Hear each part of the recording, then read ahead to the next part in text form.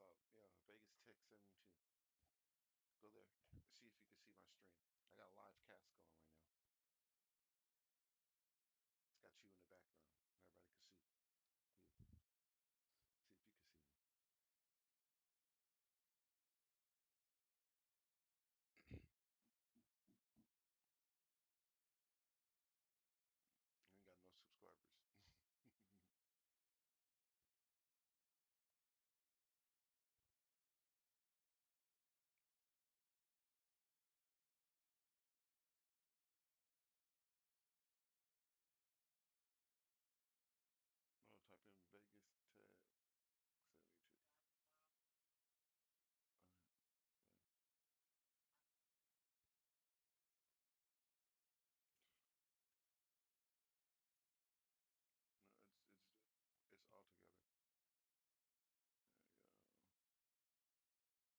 Yeah. Okay. So, hold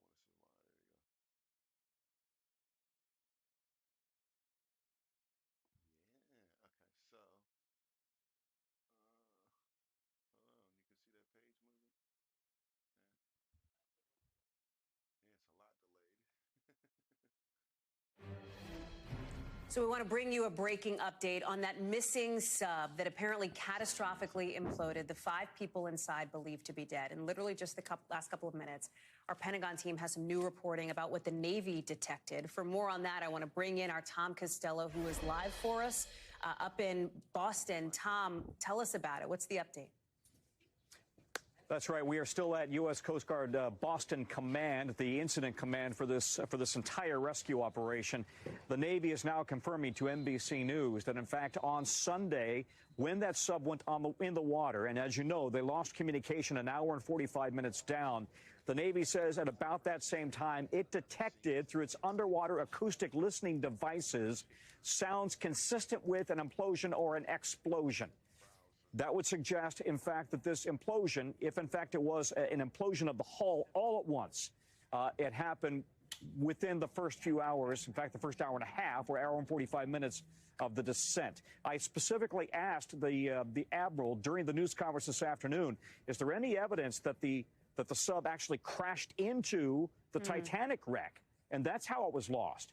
And he said, no, we believe it was lost in the water column. In other words, above the wreckage and off a little bit, 1,600 feet away, and that it came down, it rained down into its own debris field in that area.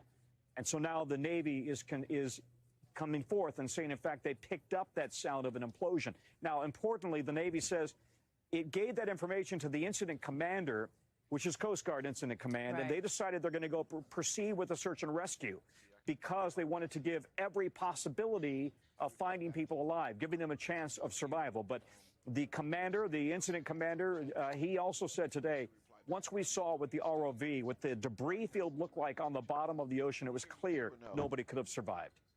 Tom, you have been covering this story from the moment that we learned about this missing How about now? submersible. Can you hear my voice now?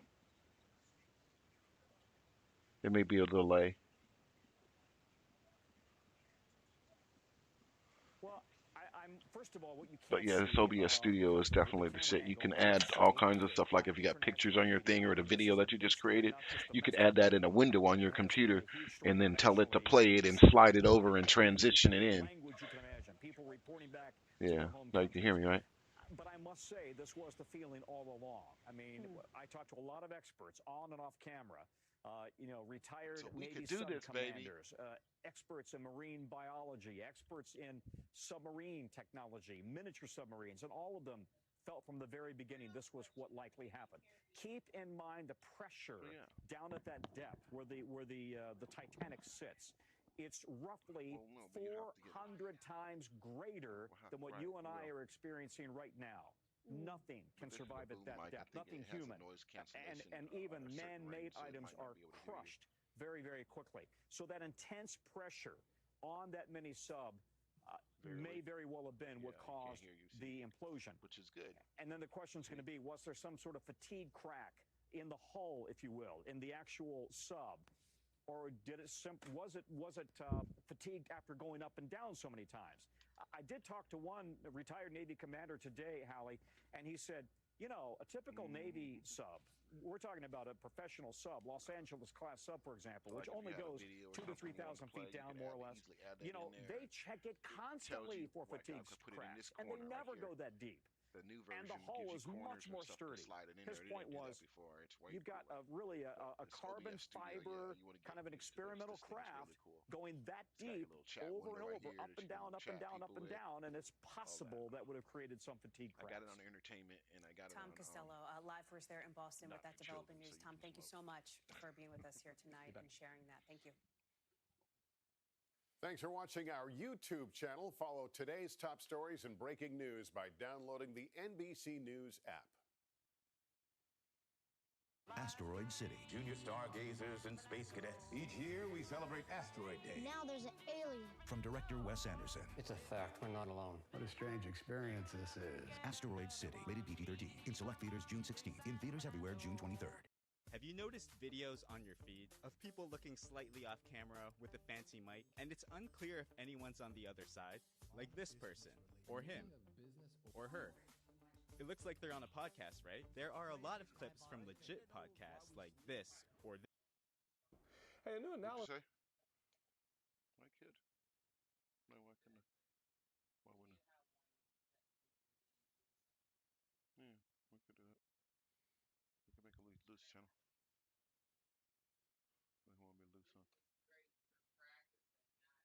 Analysis by Redfin shows